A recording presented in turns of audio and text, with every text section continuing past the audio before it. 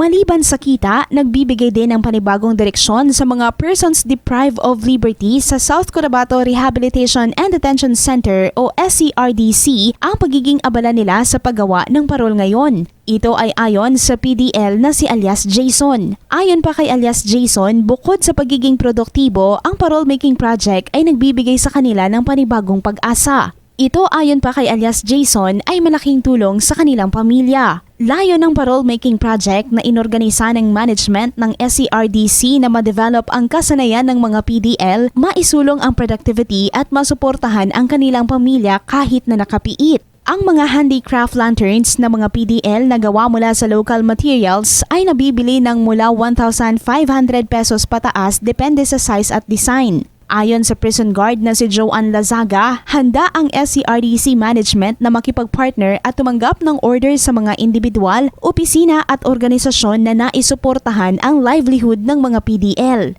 Maliban sa mga parol, ang mga PDL sa SCRDC ay gumagawa rin ng handmade crafts tulad ng alkansya at decorative items. Ayon kay Lazaga, ang mapagbentahan sa mga ito ay agad na ibinibigay sa mga PDL para sa kanilang pangunahing pangangailangan at tulong sa kanilang pamilya. Grace Toreta, NDBC, Bida Balita.